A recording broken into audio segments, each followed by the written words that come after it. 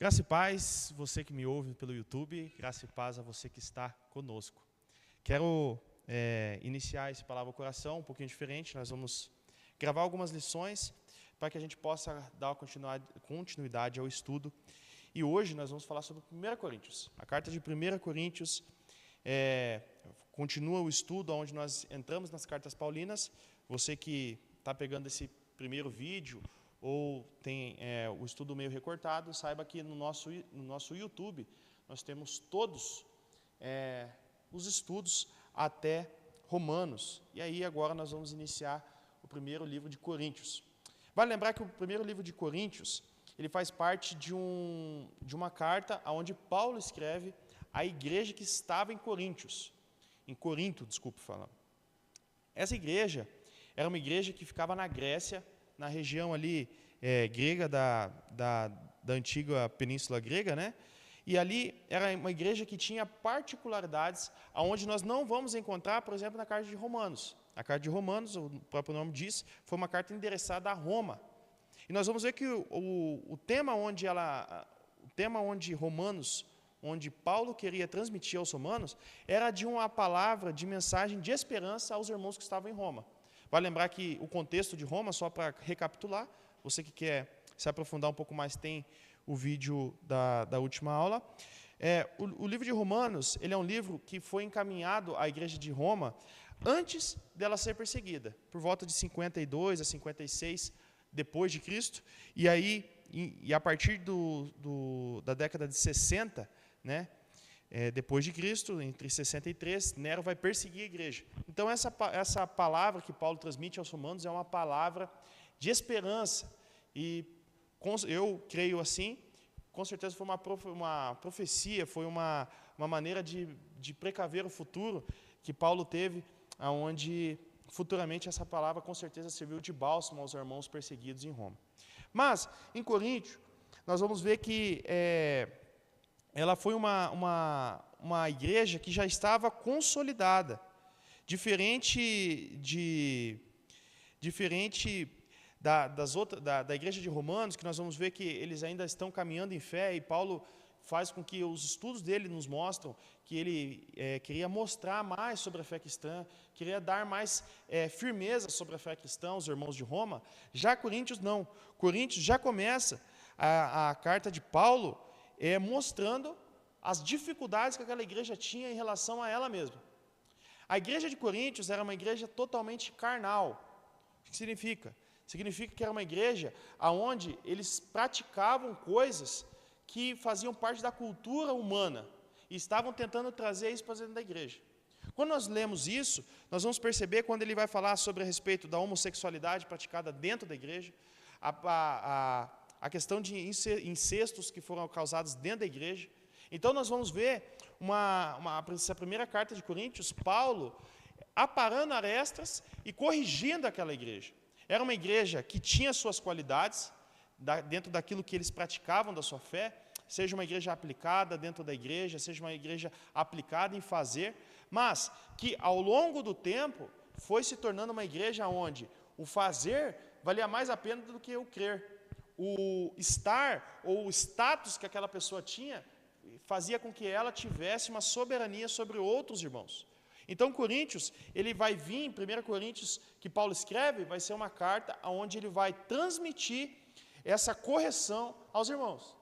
Isso é engraçado porque quando você lê Romanos, você vem com aquele coração mole, aquele coração esperançoso, e você entra no primeiro capítulo de Paulo, nós vamos ver Paulo já chegando com os dois pés no peito, assim posso dizer, quando a gente lê no capítulo 1, no verso 10, irmãos, em nome do nosso Senhor Jesus Cristo, suplico a vocês que concordem uns com os outros no que falam, para que não haja divisão entre vocês, antes que todos estejam unidos num só pensamento e um só parecer. Meus irmãos, fui informado que alguns da casa de Cloe, de que há divisões entre vocês. Com isso quero dizer que alguns de vocês afirmam que eu sou de Paulo, outros que eu sou de Apolo, outros que eu sou de Pedro, ou ainda eu sou de Cristo. Acaso Cristo está dividido? Foi Paulo crucificado a favor de vocês? Foram vocês batizados em nome de Paulo?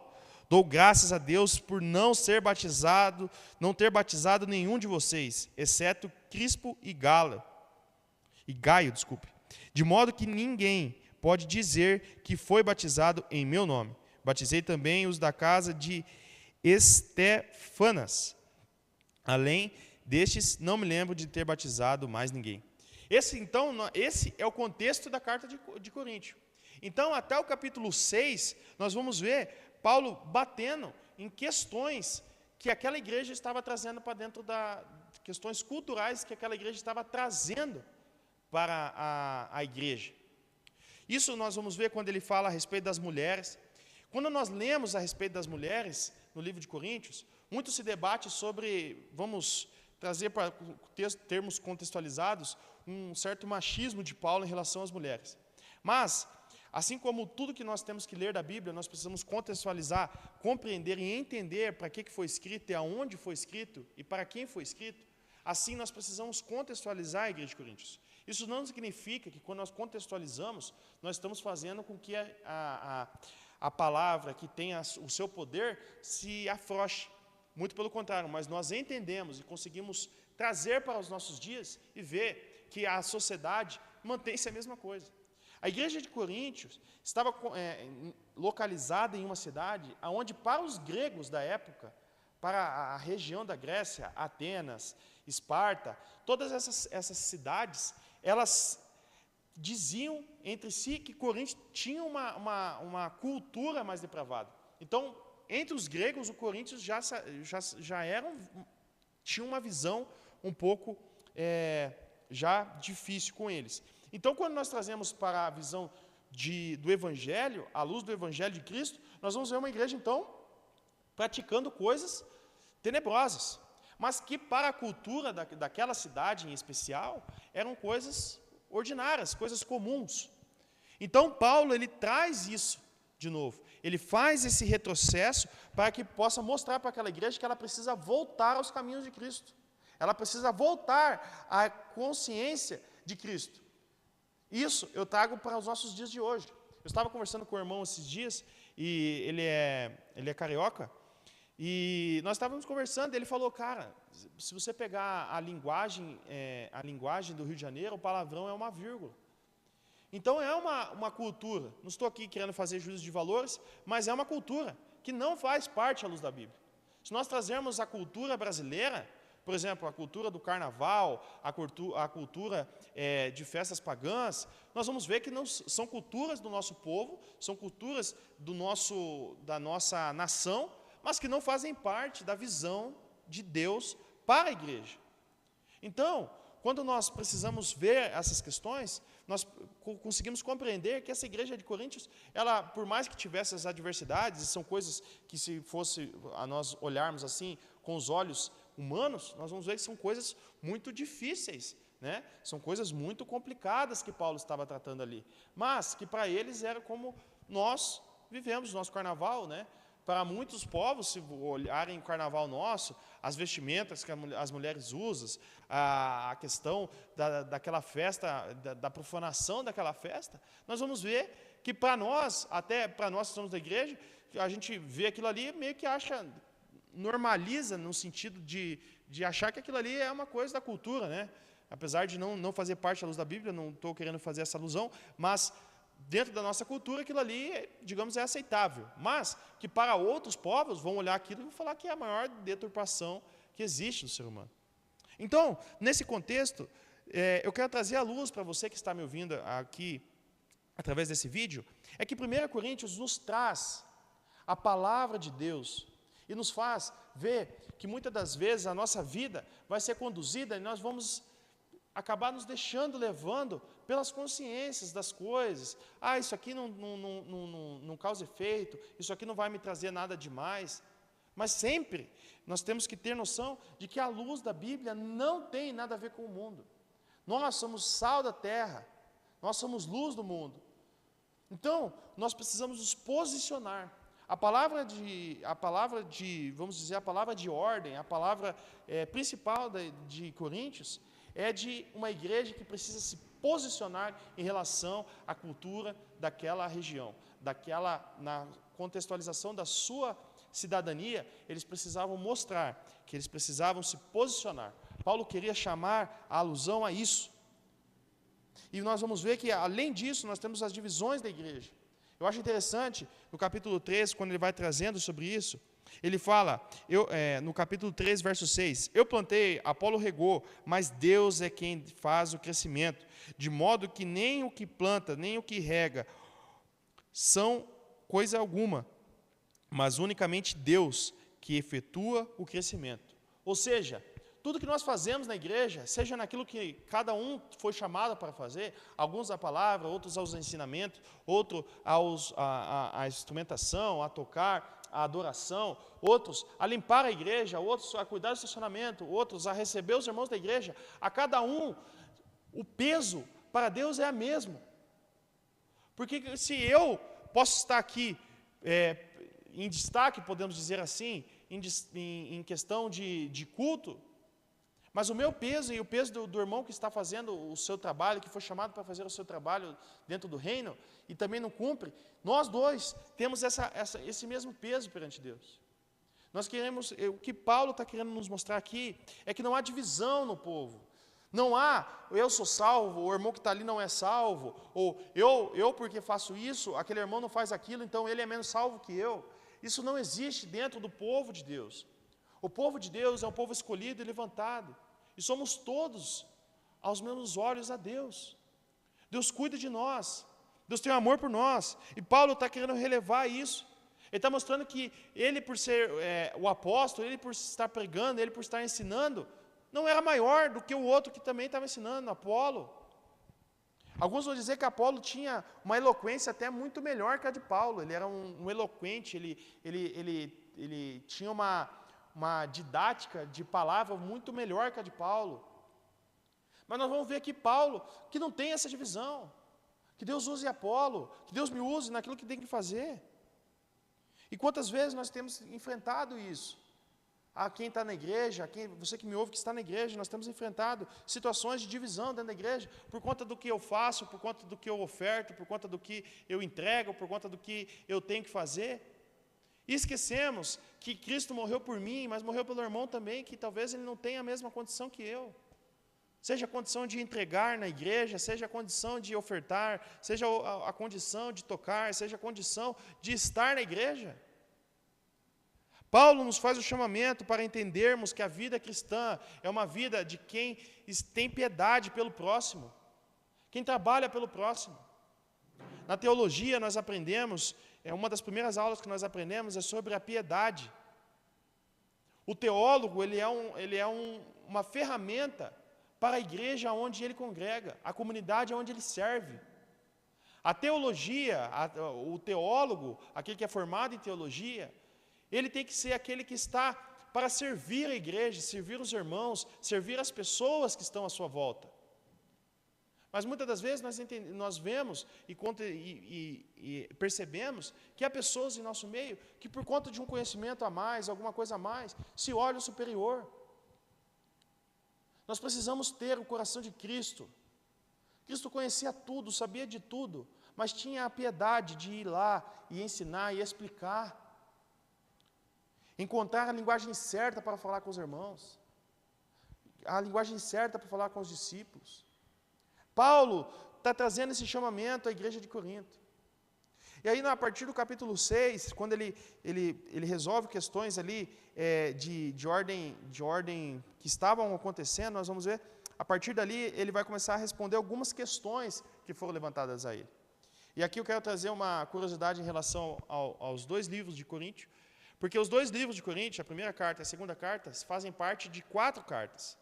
Isso nós vamos ver que na primeira carta de Coríntios, ele vai fazer menção a uma carta que ele já tinha escrito àquele povo. Provavelmente, o que a gente não tem esse relato, por isso que não está na Bíblia, porque foi perdido esses escritos, mas o que se entende é que Paulo, nessa primeira carta, ele traz uma mensagem muito próxima ao que trouxe a Romanos, uma mensagem de pregação da palavra, de firmamento da palavra, de esperança sobre a fé cristã, sobre a esperança sobre Cristo, reafirmando que Cristo é o Salvador e Senhor. Já, daí, por ordem cronológica, seria a primeira carta de Paulo, e nós temos uma carta, também foi perdida, que é, digamos, seria a carta entre a primeira e a segunda carta que nós temos aqui escrita. Que daí é uma carta que ela leva um tema sobre uma carta mais chorosa de Paulo. É onde ali ele vai trazer algumas lamentações do seu trabalho, ele vai trazer algumas questões pessoais dele, ele vai transmitir àquela igreja, porque Paulo em Coríntios ele vai sofrer, nós vamos ler isso depois na segunda carta, que vai ser a questões dele trazendo algumas defesas em relação a ele mesmo. Algumas pessoas se levantam contra Paulo em Coríntios entre esse período da primeira carta, e aí ele vai, na segunda carta, trazer algumas defesas sobre ele, sobre a igreja, sobre as suas práticas, os seus ensinos.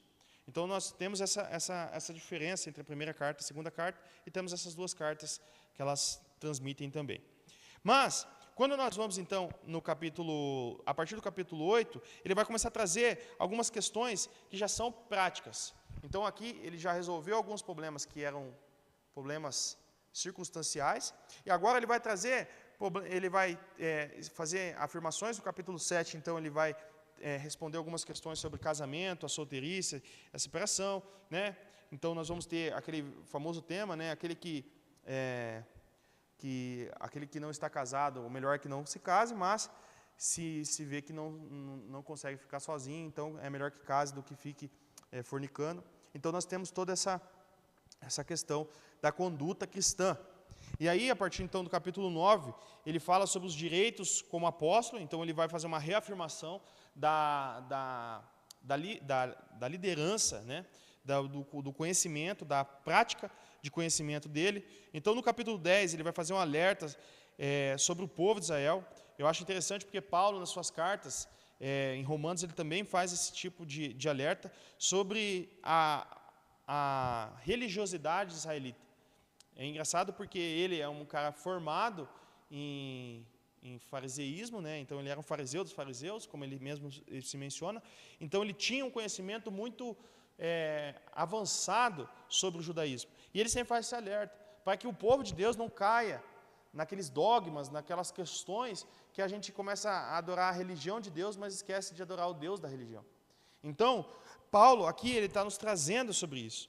No capítulo 11, ele vai ensinar sobre a ordem no culto e sobre questões da ceia. Muitas igrejas usam até de prática fazer a leitura do capítulo 11. Eu acho muito lindo o capítulo 11, quando ele vai ali a partir do capítulo 17, né? Entretanto, nisso que vou dizer, não os elogio, pois a reunião de vocês mais fazem mal do que bem. Em primeiro lugar, ouço que, quando vocês se reúnem como igreja, há divisões entre vocês, e até certo ponto eu o creio. Pois é necessário que haja divergências entre vocês, para que sejam conhecidos quais entre vocês são aprovados. Então aqui ele vai fazer mais uma questão de contestação daquilo que havia acontecendo sobre divisões na igreja, e a partir do verso 23, nós temos aquilo que ele entrega, e algumas igrejas fazem a leitura quando vão fazer a ceia, que é: pois recebi do Senhor o que também entreguei a vocês, que Senhor Jesus, na noite que foi traído, tomou pão, e tendo dado graças, partiu e disse: isto é o meu corpo, que é dado em favor de vocês. Façam isso em memória de mim. Da mesma forma, depois da ceia, ele tomou o cálice e disse: esse é o cálice da nova aliança do meu sangue. Façam isso sempre que beberem em memória de mim.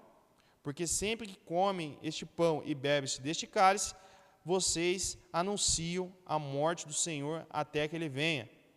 E aí vai seguir, portanto, aquele que tem... Então ele vai fazer algumas considerações em relação ao próprio homem, para se examinar, para que ele possa estar sempre se examinando. A ceia, eu gosto daquela frase, né?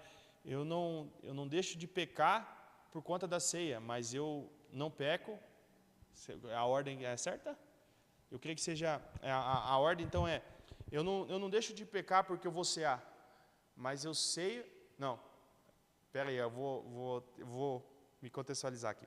Mas a questão é que a ceia aqui do Senhor, quando Paulo traz esse estudo, Ele está mostrando para o homem a importância da ceia, a importância de trazermos Jesus à nossa mesa, a importância de Jesus estar no nosso seio familiar, no nosso seio congregacional. E é isso que Paulo está nos trazendo aqui. Então, ele faz, a partir da carta inteira de Coríntios, é uma transmissão sobre relembrarmos quem é Jesus na sua essência, relembrarmos o que Jesus fez por nós na cruz. Aí, a partir do capítulo 12, ele vai trazer sobre os dons espirituais. No capítulo 13, o famoso capítulo do amor, né? Então, ele vai falar que sem amor nada valeria, né? Então, a partir daí, no capítulo 14, ele vai trazer instruções sobre os dons do culto. Então, a questão do culto racional, aquilo que eu pratico, a decisão de estar no culto, né? A decisão de estar no culto não somente presente, eu vou lá no culto. Não, é entregar a sua mente, o seu coração, estar no culto, estar congregando, estar comunhando, né, com seus irmãos. E aí no capítulo 15, ele afirma a ressurreição de Cristo. Então ele vai trazer de novo a ressurreição de Cristo, assim como ele faz em Romanos, muitas vezes, trazendo, reafirmando a palavra de Cristo, reafirmando o poder de Cristo sobre a igreja, o poder de Cristo sobre esse mundo. Então, quando nós lemos, e daí no capítulo 16 ele faz algumas considerações, ele menciona algumas coisas em relação à oferta a necessitados, e ele planeja ir a Corinto. Então, nós vamos ver que essa igreja de Corinto era uma igreja que tinha as práticas, sabia da palavra de Deus, mas não a praticava de forma correta.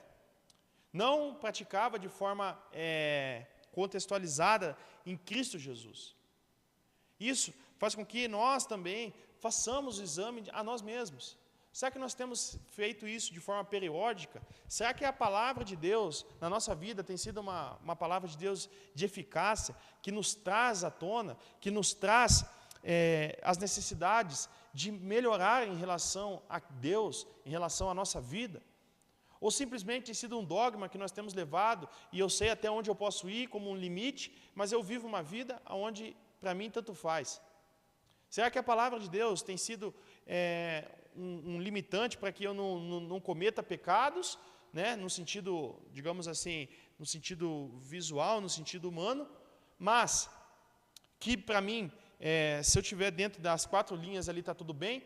Ou a palavra de Deus é algo que nos impulsiona para cada vez melhorarmos, para cada vez nos entregarmos mais a Deus, para cada vez nós possamos nos corrigir os nossos pecados, corrigir as nossas culturas, corrigir as nossas práticas e fazer com que a palavra de Deus seja transmitida através de nossas vidas.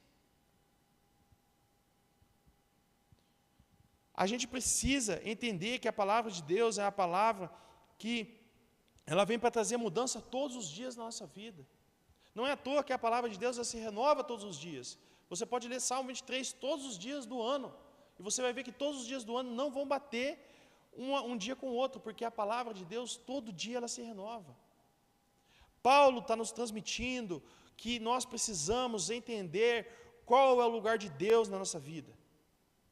E aqui eu faço menção de novo ao capítulo 15, sobre a ressurreição. Ele vai falar no capítulo 15, a partir do verso 1, irmãos, quero lembrar-vos do evangelho que preguei a vocês, ao qual vocês receberam e no qual estão firmes.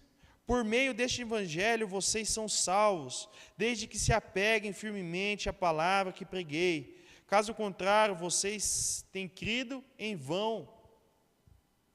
Será que nós não temos tido essa mesma visão que essa igreja de Corinto? Porque quando nós olhamos as práticas dele, nós falamos, não, jamais faria isso. E realmente.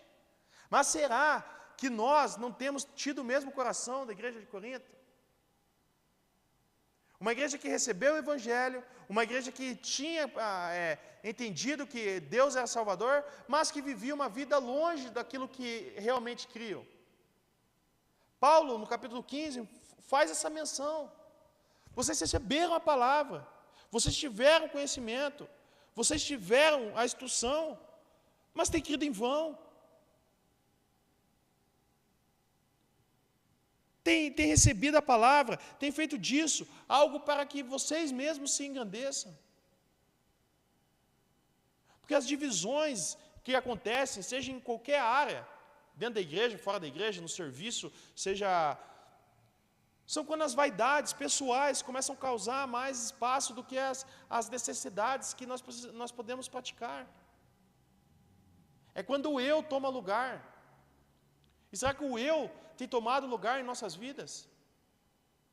Se não está bom para mim, então não está bom para ninguém. Se eu não fazer, não for do jeito que eu quero, então não precisa mais nada. Será que o eu não tem tomado lugar e tem deixado com que as bênçãos de Deus sejam impedidas de chegar a você? Pelo eu, pelo que eu faço, pelo onde eu aponto, eu vou. Paulo faz menção a isso. A partir do capítulo 7, ele sempre está mencionando sobre isso. Ele traz o ensinamento, mas ele também está mencionando sobre isso. Irmãos, tomem cuidado. Irmãos, voltem ao Evangelho. Irmãos, tenham cuidado.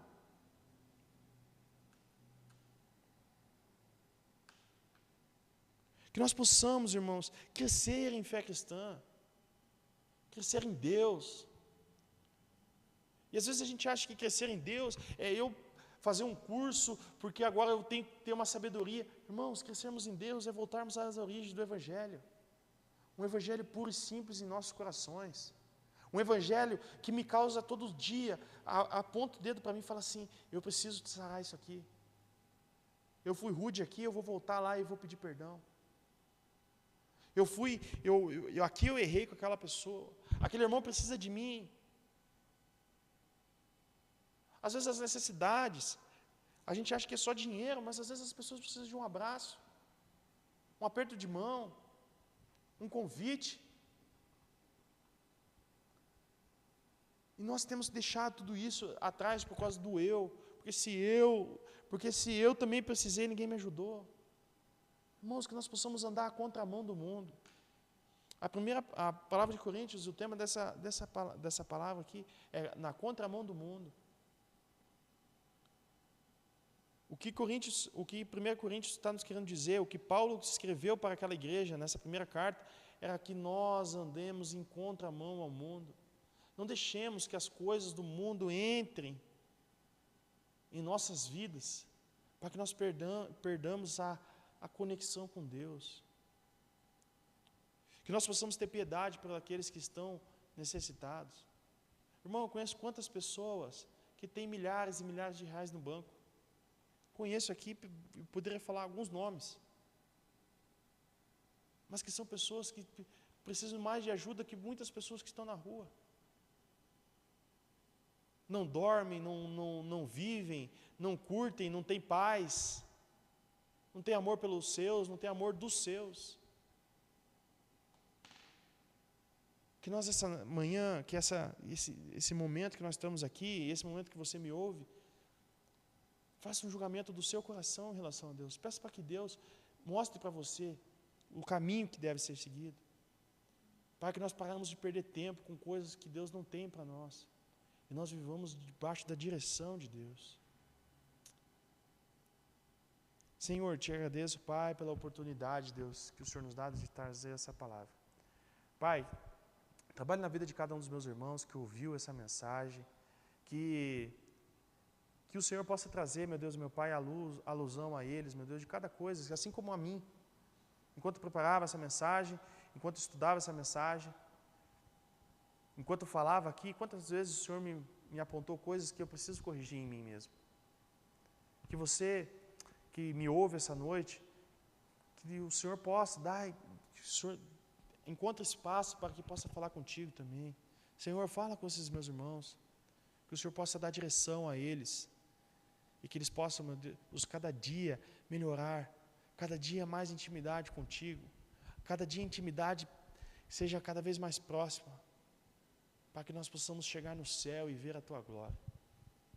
Esse é o nosso pedido, essa é a nossa oração, crendo em Ti, Senhor. Abençoa a vida de cada um dos meus irmãos, que o Senhor possa abençoar eles em cada necessidade, seja na saúde física, saúde mental, espiritual, dai graça. E que possamos, meu Deus, ver a Tua face todos os dias em nossa vida, ver a Tua mão trabalhando em nossos corações. Assim te peço e agradeço em nome de Jesus. Amém. Amém? Grato a você que esteve comigo até aqui, grato a você que tem participado da Palavra ao Coração, na leitura bíblica, saiba que próximo agora nós estaremos lançando um vídeo em próximos dias aí sobre capítulo 2 de Corinto. Deus abençoe sua vida. Fique com Deus.